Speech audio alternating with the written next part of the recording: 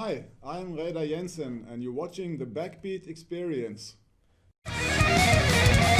All music is the same. It's just a new set of lyrics and a new backbeat.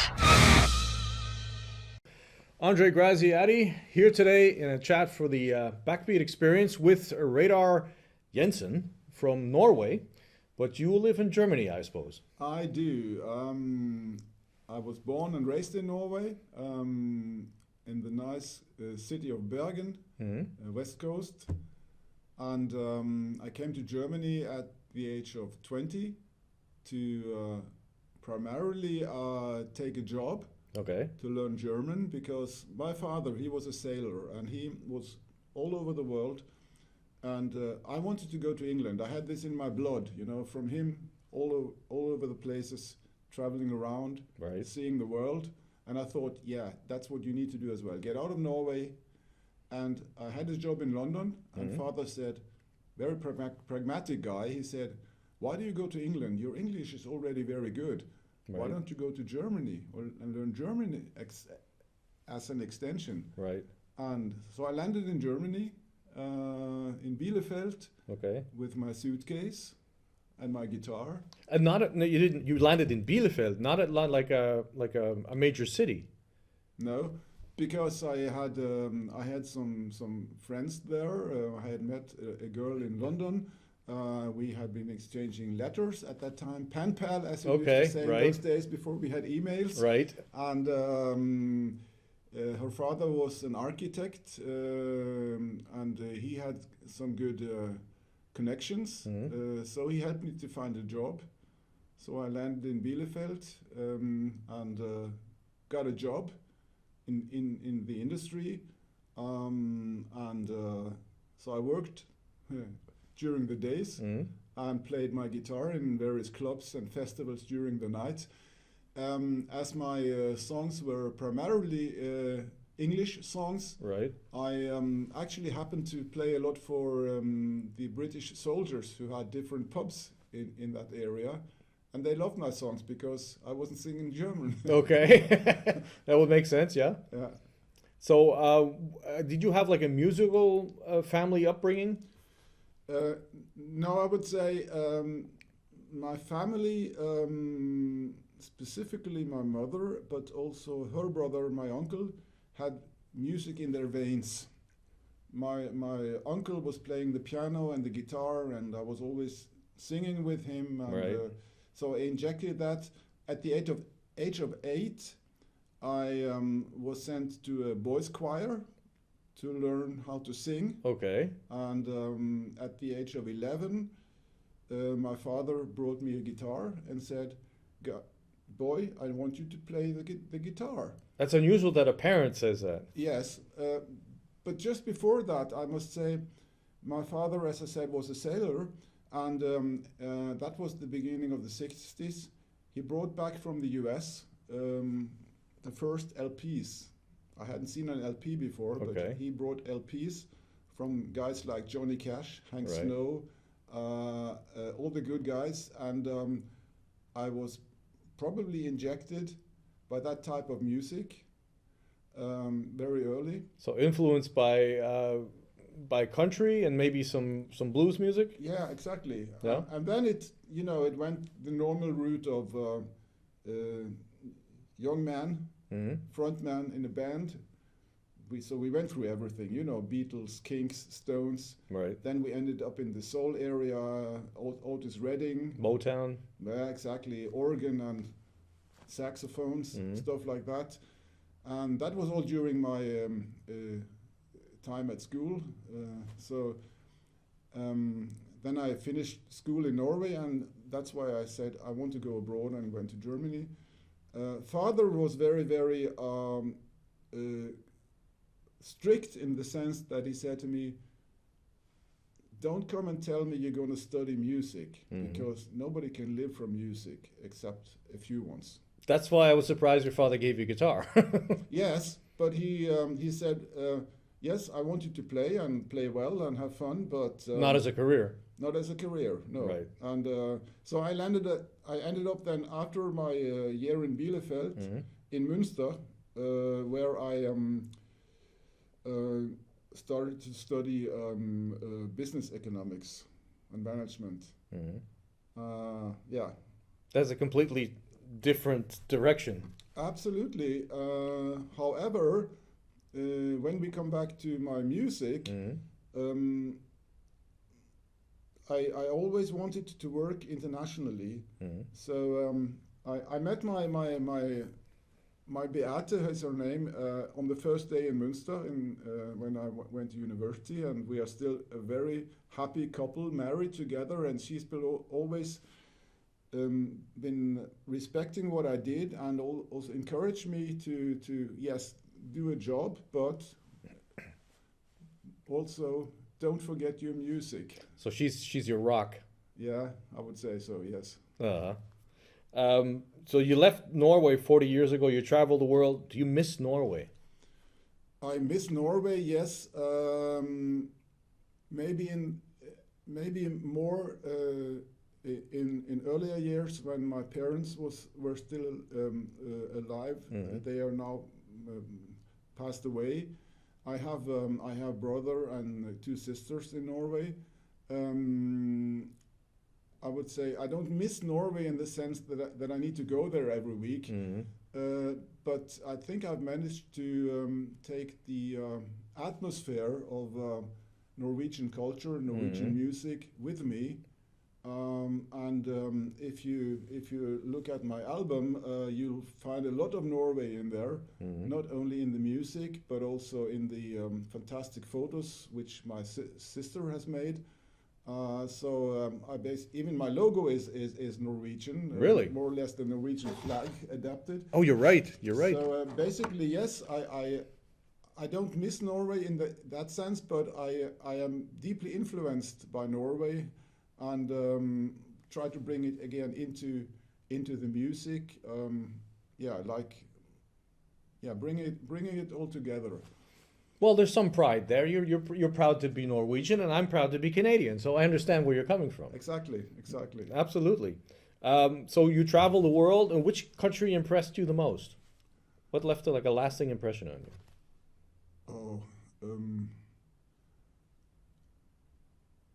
What kind of impression do you really mean? Well, a lasting impression. Which I put it this way: which countries have you been to? Oh yeah, okay. I've been to Canada. Right. I've been to many times to the US. I've been to Australia, to Singapore, all of the European countries. Not specific to Africa yet, but I basically been seeing quite a few countries. Yes. Okay. So which one would what would you say, left the most lasting impression on you?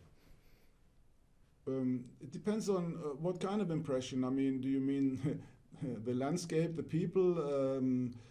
Actually, I've taken many good things away from many countries, because I have always even in my job in management, I tried to have a very close relationship to the people I was working with.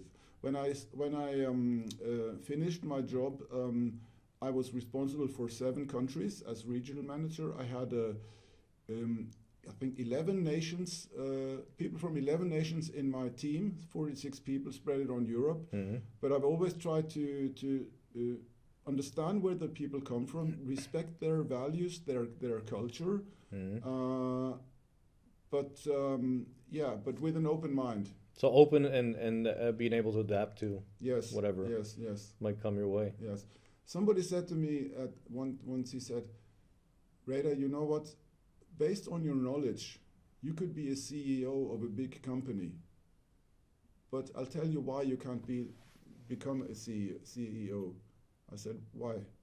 You are too much of a human being. You're too much of a nice guy. Yes. Yeah.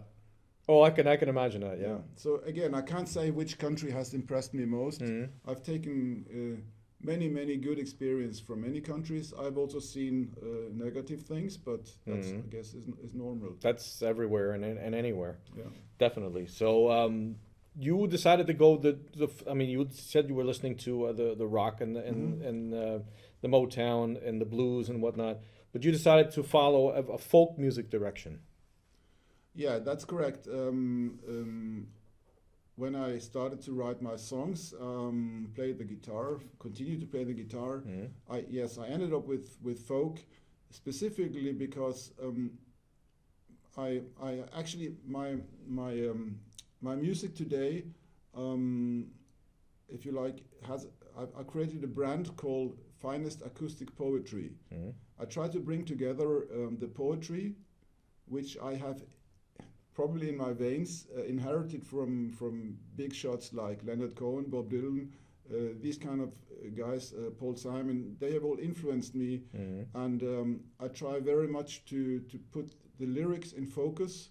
I have something to say, I think, and I have a message, and all of these messages again are highly influenced by the fact that I was in a luxury position and in a good position to be able to travel around the world. Tough times, maybe long flights, stress and pressure from big customers, but I learned a lot and I took it with me. So I brought a lot of these experiences into my lyrics, and I tried to combine it with the acoustics, the pictures, the emotions I tried to create with my lyrics need to be accompanied by by a specific kind of music to create, if you like, a complete package. And it was natural, based on the lyrics and based on those influences, that I ended up in a kind of folk area. So I have many songs, and live on stage I play with a guy from Venezuela, a truly fantastic guy on the acoustic guitar. So we play acoustic guitars live. We try to transform the idea of an album onto stage. My latest album actually is what you would probably refer to as folk rock. There are electric guitars, accordions, drums. Yeah, I noticed piano, harmonica, banjo, drums, guitar. Okay. I mean, have you always had that in your music, or how did you bring that? No, I guess it happened when I met the guy Detlef Blanke, who has produced the album with me. He I would say has his footage in the music of the 80s. You can hear that when you listen to it, many elements of the 80s. So it is kind of fusion between the 70s, the 60s and 70s from my side, and the 80s, which is what we have created. And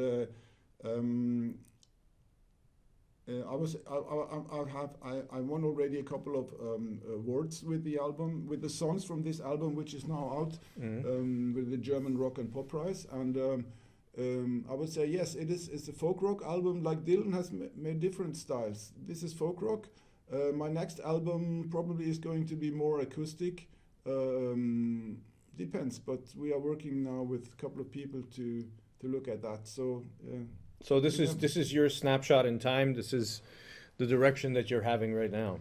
Yeah. Yeah. Okay. Well, you mentioned Bob Dylan, Leonard Cohen, James Taylor, Donovan. These were all influences on you. Listening to the album, I was thinking Chris Rea or Krista Berg. Yeah, correct. Definitely, there was intonations of that there. Yes, you're right. I have more examples. Other people also hear even more people between the lines when they listen to it. I think it's important, Andre, that you should always have influencers, and you should find them when you listen to it, but you should not copy them. And I've tried to create my own distinctive style. So again, yes, there should always be, when you present music, something that's familiar to your audience and something that is new, innovative. But it's still you. It's still me. That's the whole bottom line. Yes. Collaboration. You mentioned Romer Avendano, and you've done some work with Markus Daubenspek. How did you hook up with those two separate people? That's two different directions musically, isn't it? Yes. Markus, I worked with him for a project. He basically was interesting. He had always been playing the electric guitar, and he converted it or tried to convert it into an acoustic sound. That was his, let's say, mission to do that. I found it very interesting, and on the other hand, I was again open to. Well, we had a collaboration, and you know, always in music you have a collaboration for a project, and then you continue or you find maybe something else. I found then I was lucky to actually being asked by somebody and got a recommendation after I separated from Markus Dornschbeck. I was brought together with Romer, and he lives in Münster. He's been in Germany now for I think 23 years, but born in Venezuela. He's done it the hard way. He was playing in Venezuela 6 hours every day. Wow. For more than nothing. I mean, it was interesting. He told me that in Venezuela, classic education was for free, and to learn other styles on the guitar, they had to pay for it. So, but again, he is a very versatile guy. He plays all kind of genres, if you like, and that is something I put a lot of emphasis upon. When you listen to my music, I don't want to be put into a box that you say the whole album is folk rock, or the whole album is country, or singer-songwriters today with open tunes, 4 chords, yes, you name it, everything is there. It's fine, I like it, but I try to, around the lyrics, in the sense of acoustic, I try to have different styles. So I have songs you think it's more or less Johnny Cash, and then you have a song which is totally different. We are working now new songs. You have even flamenco elements in there, Latin. So again, this is why do I do this? I think it's important when you go on stage today that people do not get bored. If you come there and they listen to one song, 2 songs, and after the 19th and they think it's all the same. They say it's still the same. There is no surprise, and that's something that I've tried to work on. I'm therefore very happy to have a colleague like Romer, who actually is able to work out arrangements for different styles. A versatile guy. Yeah, exactly. And I think specifically when you are performing as an acoustic duo, it's important that people feel, okay, yes, every new song is a little surprise. Yeah, should be. So the album, take a look. Take a look around you. Yeah. Is that basically a state of the world? Yes, you can. Yes. Take a look around you is, in a nutshell, how I see the world today. We are in a world where things happen very fast. The dynamics are immense. One of the reasons is the fact that we all carry the world in our palm, in the palm of our hands. Well, that's what I was thinking, that the people are with the smartphones are self-absorbed. Yes, exactly. Looking for acceptance and fame and whatever else. Exactly. And, many years ago, when we didn't have the internet, if there was an earthquake in China, we would read about it 3 days later in the newspaper. Right. Today, you know it within 10 seconds. Yeah. If an editor in Denmark writes something about Muslims, which they don't like, you have a riot in Pakistan 1 hour later. So why is that? I'm not saying this is wrong or right. That's just the way of the world, unfortunately. But yeah, because people experience within seconds, and the problem is because they can't turn the damn thing off, they are driven. Many people are driven constantly by dynamics, because things change so fast. They are not able to absorb it, and then people get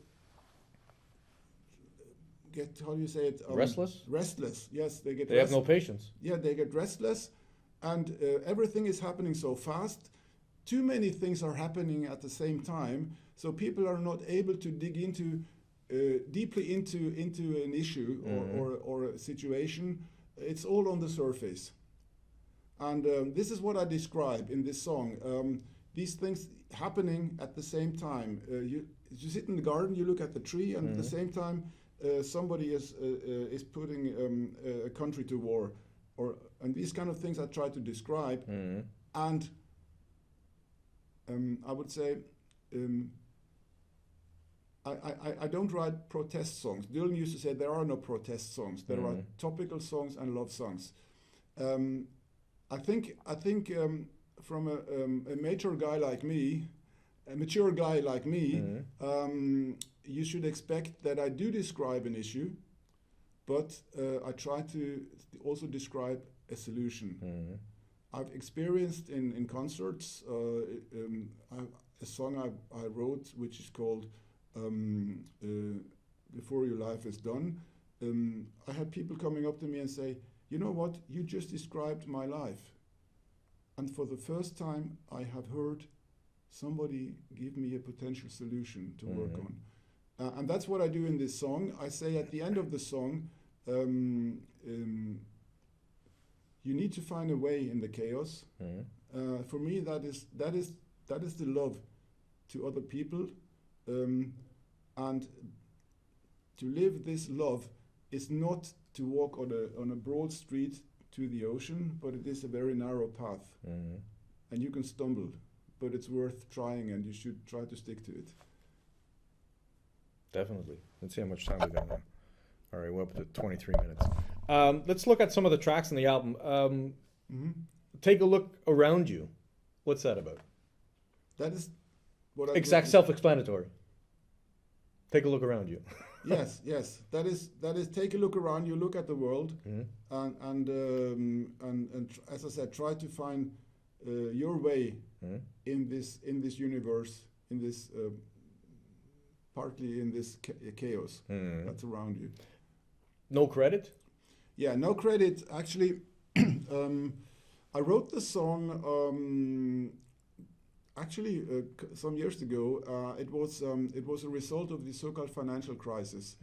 Lehman Brothers, people in 2008, I think. Yeah, exactly. And that's what I describe. I describe people who, I actually call it in the song.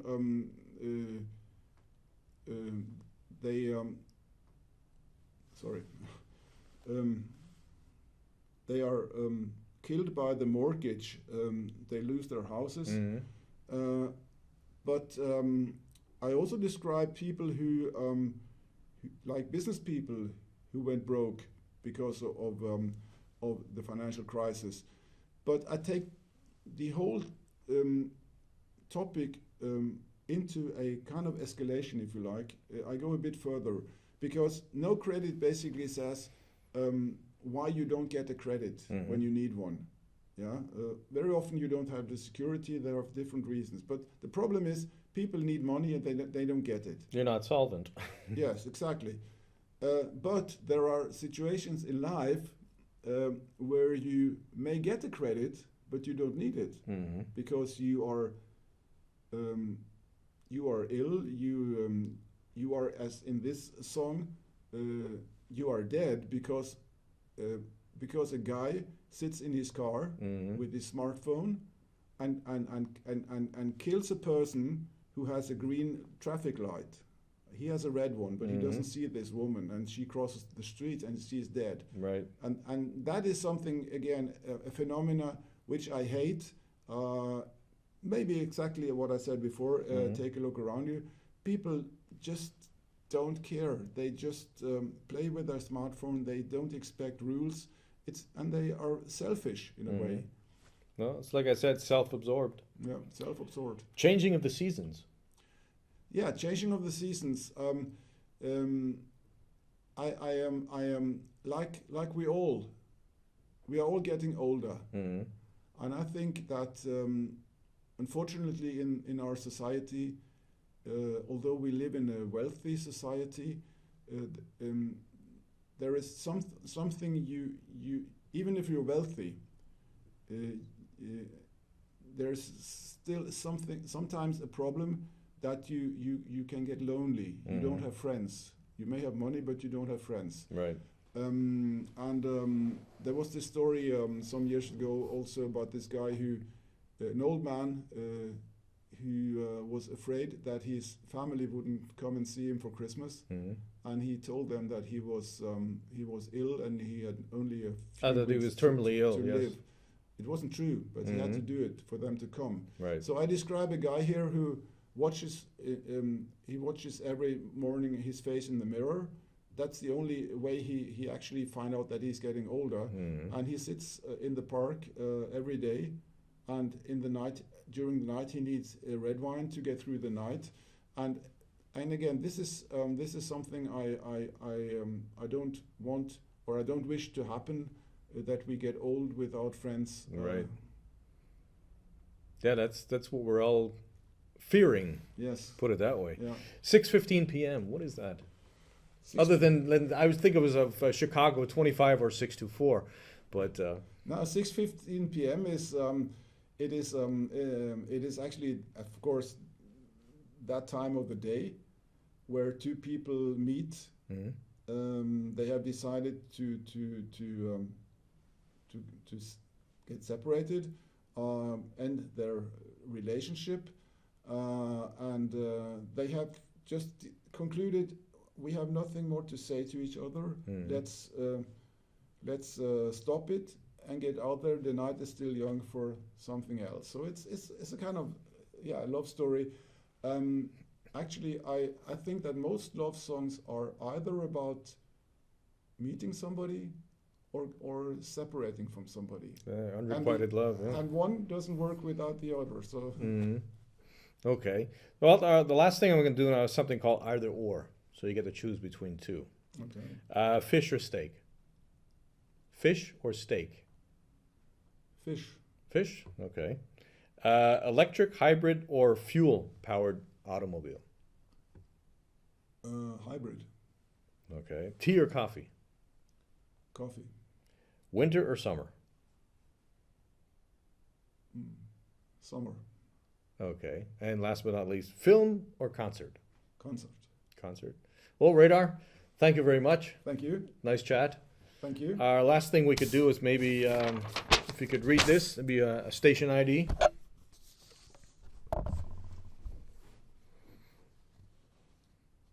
Yeah, there's two different ones. Okay. Hi. And this is in phonetics, just in case. Okay.